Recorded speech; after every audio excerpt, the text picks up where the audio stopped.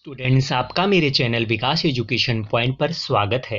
विद्यार्थियों, आज मैं आपको शिक्षा निदेशालय राष्ट्रीय राजधानी क्षेत्र दिल्ली द्वारा दी जाने वाली क्लास 10th के सामाजिक विज्ञान विषय से या सामाजिक अध्ययन से कार्यपत्रक वर्कशीट 86 का अध्ययन करेंगे। विद्यार्थियों, यह कार्यपत्रक 14 फरवरी 2022 की है। आइए अध्ययन करते हैं। आज का हमारा टॉपिक है या उप विषय है वैश्वीकरण और भारतीय अर्थव्यवस्था। आइए पढ़ते हैं, समझते हैं और दिए गए प्रश्नों के उत्तर लिखते हैं। विद्यार्थियों, बहुराष्ट्रीय कंपनी। एक बहुराष्ट्रीय कंपनी वह है जो एक से अधिक देशों में उत्पादन पर नियंत्रण अथवा स्वामित्व रखती है। बहुराष्ट्रीय कंपनियां उन देशों में कार्यालय तथा उत्पादन के लिए कारखाने स्थापित करती हैं जहां उन्हें सस्ता श्रम एवं अन्य संसाधन मिल सकते हैं।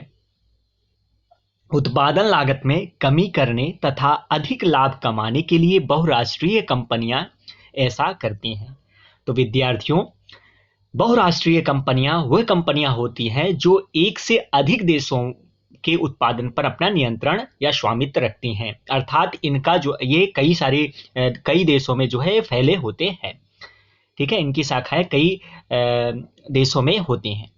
बहुराष्ट्रीय कंपनियां केवल वैश्विक स्तर पर ही अपना तैयार उत्पाद नहीं बेच रही हैं, बल्कि अधिक महत्वपूर्ण यह है कि वस्तुओं और सेवाओं का उत्पादन विश्व स्तर पर कर रही हैं।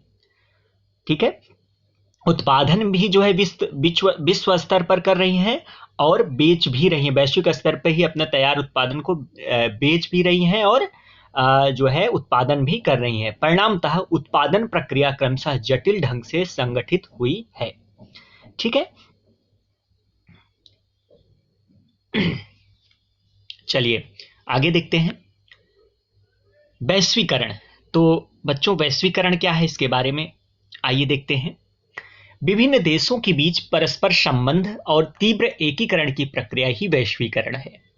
ठीक है, तो इसका आप समझ लीजिए बच्चों कि वैश्वीकरण क्या है कि विभिन्न देशों के बीच परस्पर संबंध, एक देश दूसरे देश से जो संबंध रखता है या संपर्क रखता है, और तीव्र एकीकरण की प्रक्रिया को हम क्या कहेंगे, वैश्वीकरण कहेंगे। बहुराष्ट्रीय कंपनियां वैश्वीकरण की प्रक्रिया में मुख्य भूमिका निभा रही हैं। विभिन्न देशों के बीच अधिक से अधिक वस्तुओं और सेवाओं, निवेश और प्रौद्योगिकी का आदान प्रदान हो रहा है।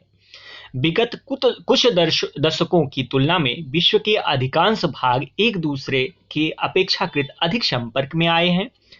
अधिक विदेश व्यापार और अधिक विदेशी निवेश के परिणाम स्वरूप विभिन्न देशों के बाजारों एवं उत्पादनों में एकीकरण हो रहा है।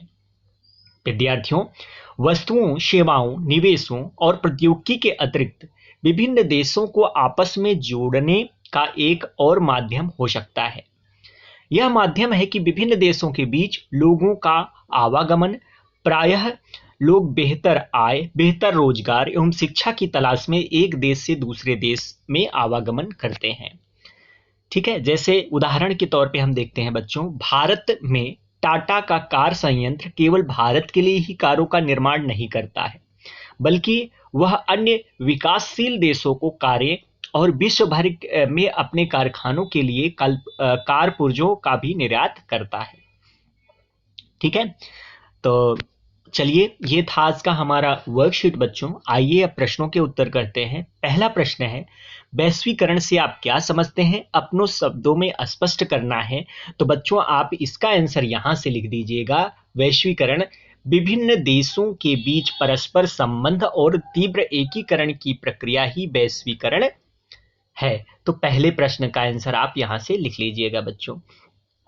और इसके आगे चाहो तो आप ये भी लिख सकते हो, बहुराष्ट्रीय कंपनियां केवल वैश्वीकरण की प्रक्रिया में भूमिका निभा रही हैं।